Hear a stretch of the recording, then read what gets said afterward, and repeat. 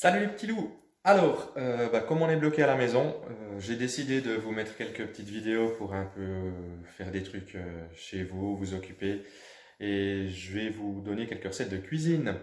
Donc vous les faites si vous avez envie, si vous n'avez pas envie, vous les faites pas. Mais là, aujourd'hui, on va préparer une tresse au beurre. Alors, pour une tresse au beurre, c'est assez simple, il y a assez peu d'ingrédients. Donc,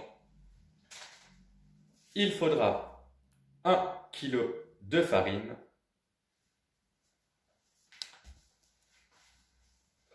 120 g de beurre que j'ai déjà pesé,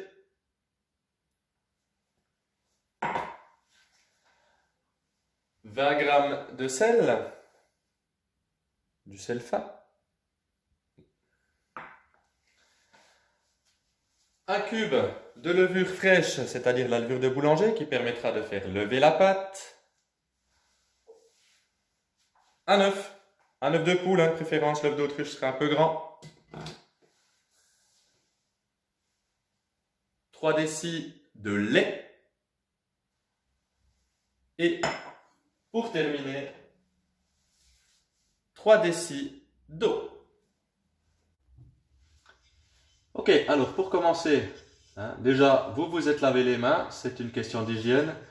Vous prenez un grand bol, on pourra mettre la farine. Je ne vais même pas la peser puisque j'ai de toute façon 1 kg.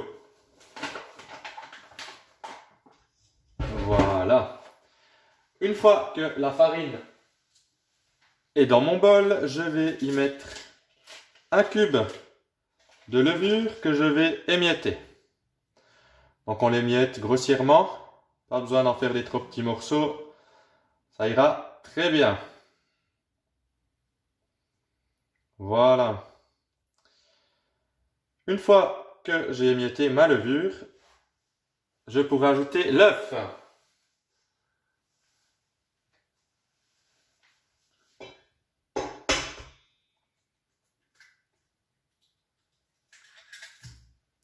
Puis le lait et l'eau.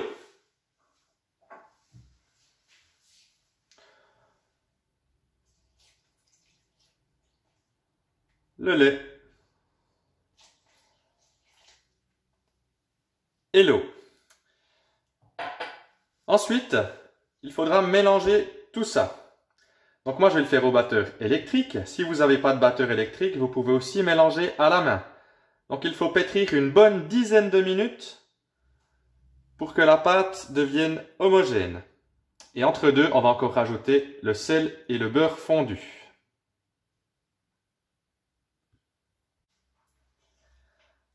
Pour commencer le mélange et pour éviter que j'ai de la farine qui vole dans tous les coins, je commence sans allumer le mixeur. Je casse le jaune d'œuf et je mélange du mieux que je peux pour que les liquides et les poudres se mélangent.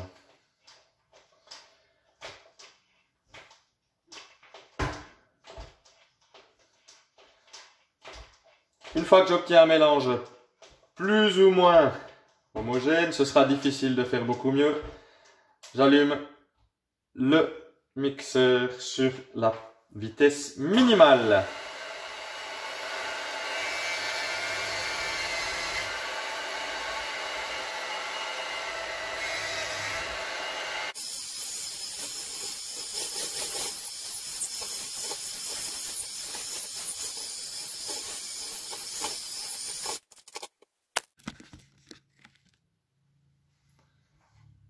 Bien, alors à présent, je vais faire fondre le beurre dans une petite casserole. Donc si vous utilisez des appareils électriques, la cuisinière, c'est bien sûr avec l'aide de vos parents.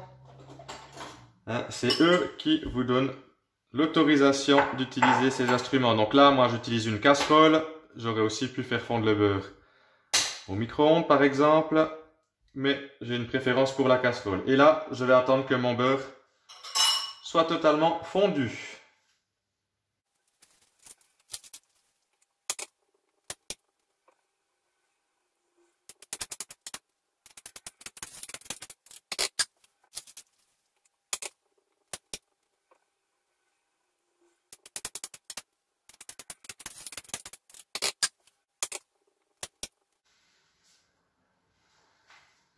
Parfait, alors à présent, je peux ajouter le sel.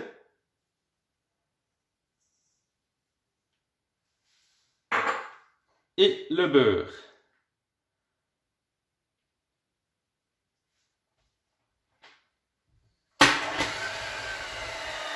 Et je pétris à nouveau, donc avec le batteur, si vous en avez un, à la main si vous n'en avez pas. On commence à la vitesse minimale.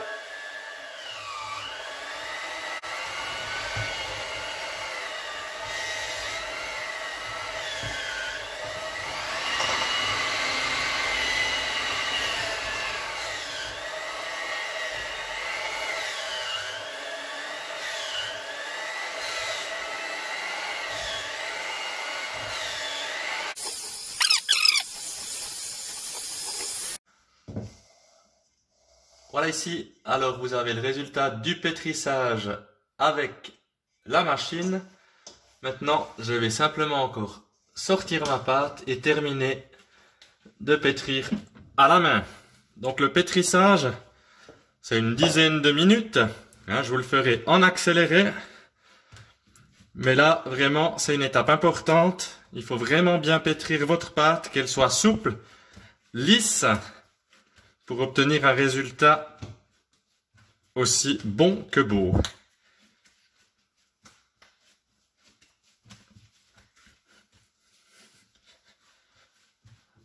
Quand on pétrit, on ramène la pâte, on fait en fait simplement on ajoute simplement de l'air en fait dans la pâte.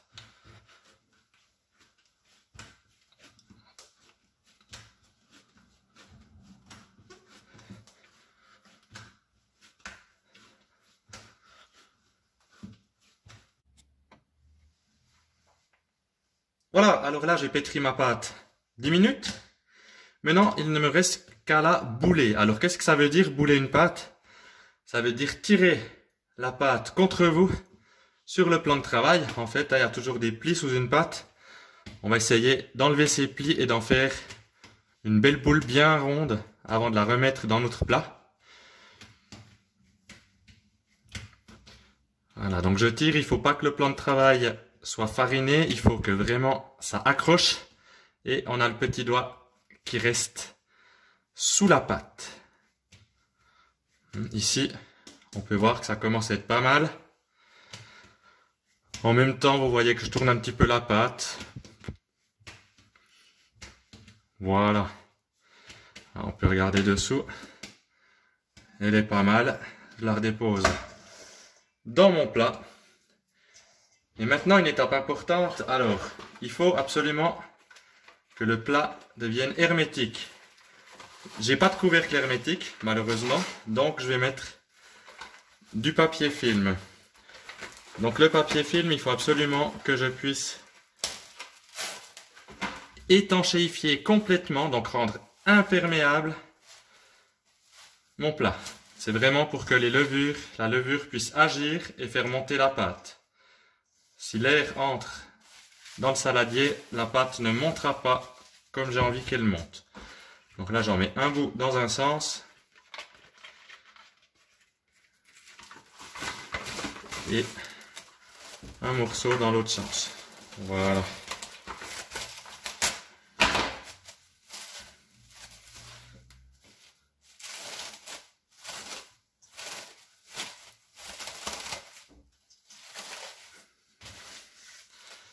Voilà. Extra.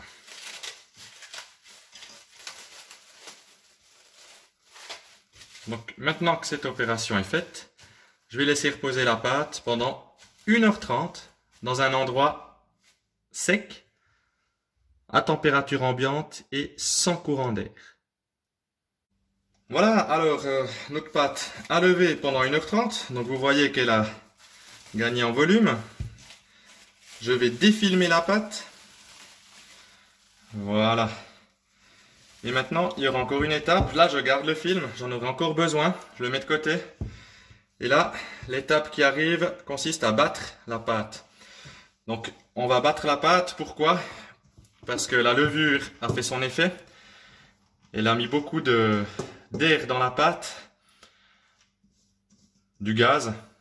Et puis là, on va dégazer cette pâte. Donc quand on dit battre la pâte, hein, vraiment il faut y aller. On entend hein, le gaz qui sort de la pâte. Et là, le volume est tout de suite reparti. Donc là, on peut y aller. Hein. Donc si vous avez un plan de travail solide, c'est tant mieux. Donnez-vous-en à cœur joie. Cette pâte doit être vraiment bien battue.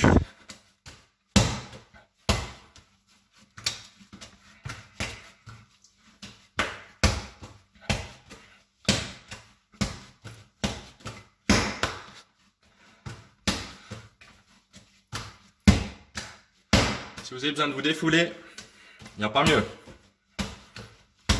Allez, on lui fait pas de cadeau.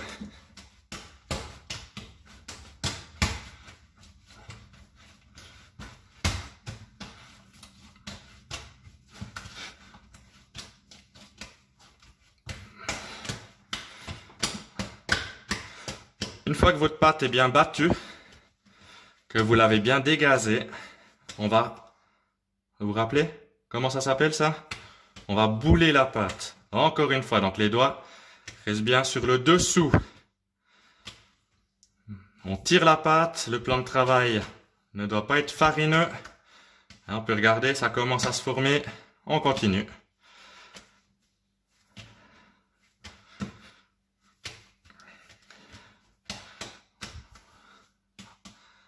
Là, encore un petit coup.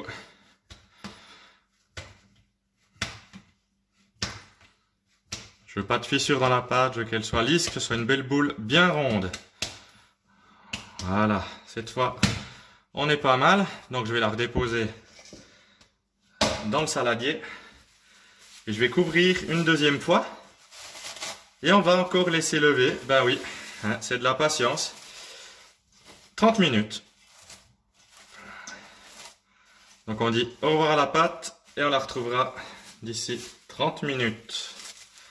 Toujours bien couvrir de manière hermétique, comme on l'a fait la première fois, de manière à ce qu'elle puisse relever une seconde fois. Alors après 30 minutes de patience, voici notre pâte. Donc évidemment, on se relave les mains avant d'y toucher. Et là, comme j'ai utilisé 1 kg de farine pour ma tresse, là je vais en faire 2. Hein. Donc là je redégaze un petit coup ma pâte. On entend hein, que le gaz s'échappe. Et du coup je vais la découper en 4 pâtons équivalents. Alors vous pouvez les peser. Moi je vais y aller à la louche. Donc à peu près la moitié. Si j'ai une tresse qui est plus grosse que l'autre, ça ira aussi. Et ensuite, je recoupe par la moitié. Voilà.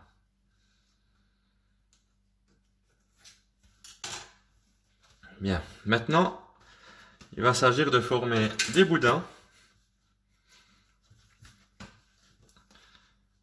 Pour ensuite pouvoir former notre tresse. Donc pour faire les boudins, simplement, on roule la pâte en gardant un peu plus d'épaisseur sur le centre.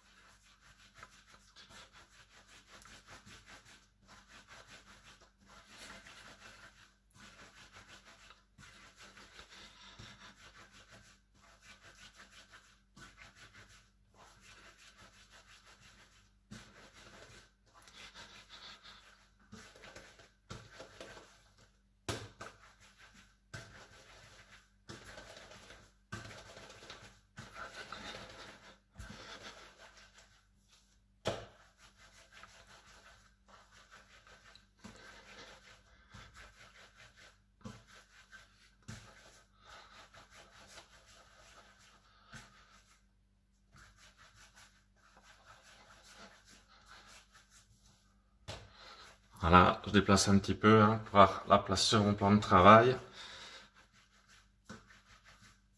Voilà.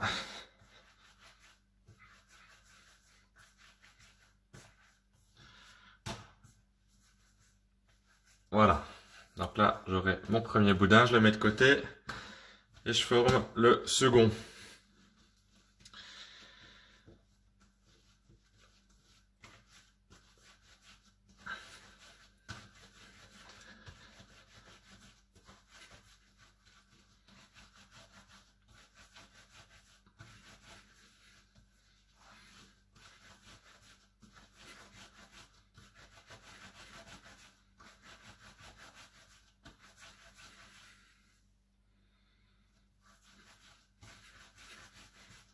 Des bulles d'air qui peuvent se former, alors moi j'aime bien les éviter. Donc quand j'en sens une, j'essaie de faire en sorte qu'elle disparaisse.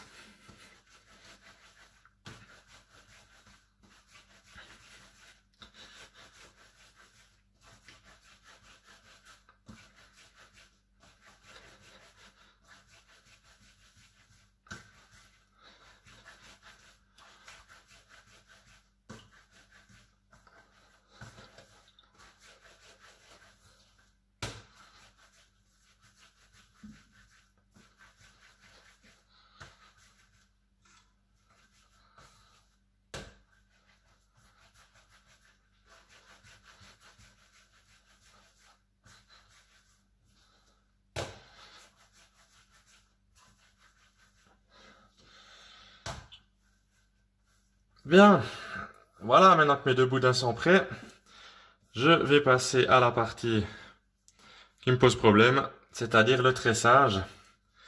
Bon, j'ai eu la chance aujourd'hui d'avoir un cours personnel de la part d'un maître en tressage. Donc maintenant, c'est là qu'on va voir si je m'en sors. On verra ce que ça donne. Franchement, j'y crois pas trop, mais qui sait, sur un malentendu, ça peut marcher.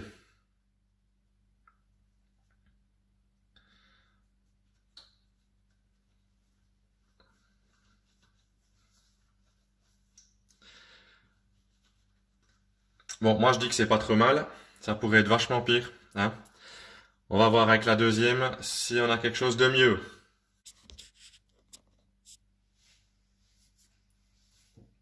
Voilà, alors deuxième tentative. On va voir si j'arrive à faire mieux.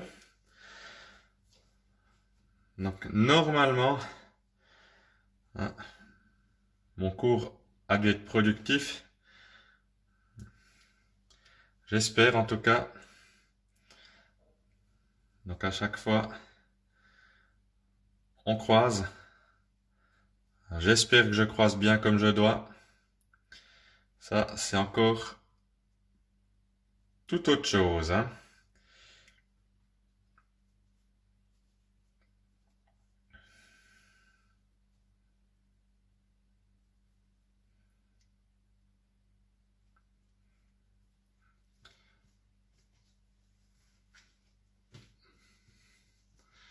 Bon voilà, au final,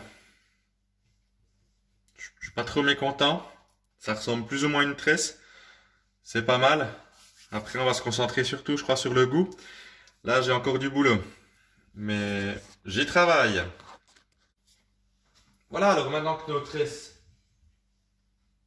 sont prêtes, je vais encore les couvrir avec un linge et les laisser lever encore une fois, une quinzaine de minutes.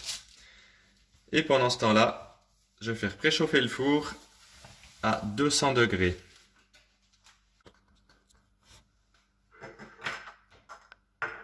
Voilà, ça y est, le four est chaud.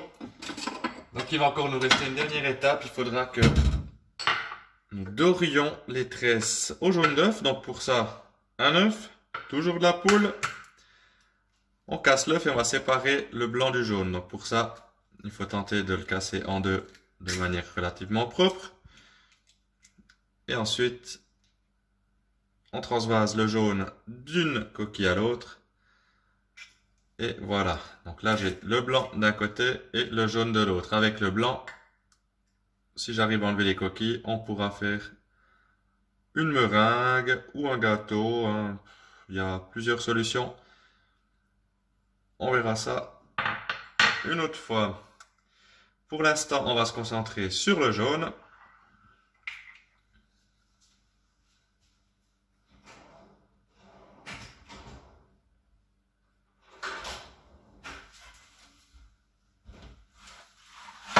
Donc là, on peut constater que les tresses ont gonflé encore un petit peu. Et là, je bats légèrement mon jaune.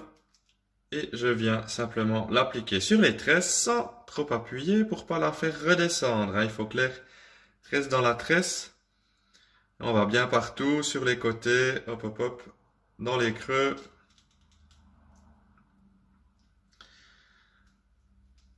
Et vraiment avec délicatesse pour ne pas faire redescendre les tresses qui ont gonflé quand même pendant pas mal d'heures.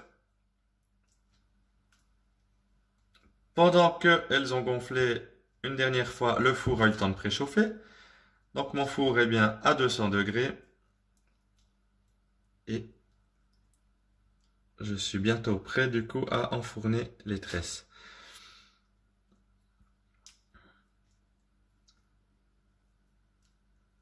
Donc pendant la cuisson, elles vont encore prendre du volume. Là, on a déjà 2 belles tresses, ça, il y en a pour un petit moment.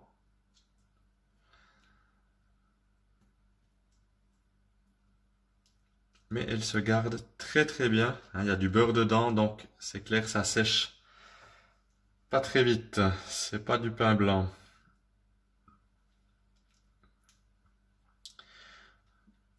Voilà. Alors, j'en aurai fini avec la partie peinture. Donc, il restera seulement la cuisson. Donc, pour la cuisson, c'est dans le four à 200 degrés pendant environ 45 minutes. Donc là, je vais mettre la minuterie sur 45 minutes. Et puis, on se reverra d'ici là. Donc, maintenant, je vais les enfourner dans la rainure inférieure. Voilà, et il ne reste plus qu'à attendre 45 minutes.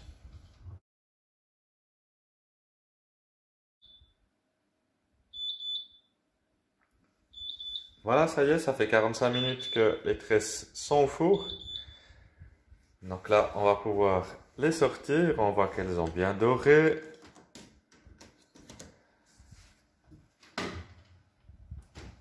Voilà, alors un peu de buée, donc on ne reste jamais trop près du four quand on veut l'ouvrir. Et puis on fait ça avec un adulte, évidemment. Et là, avec les gants, on sort nos 2 tresses. Et voilà le résultat. Donc là, moi je me réjouis d'être là demain matin pour pouvoir y goûter. Voilà, et ben, première recette, j'espère que vous êtes arrivés à une belle réalisation. Puis je vous dis à bientôt les petits loups.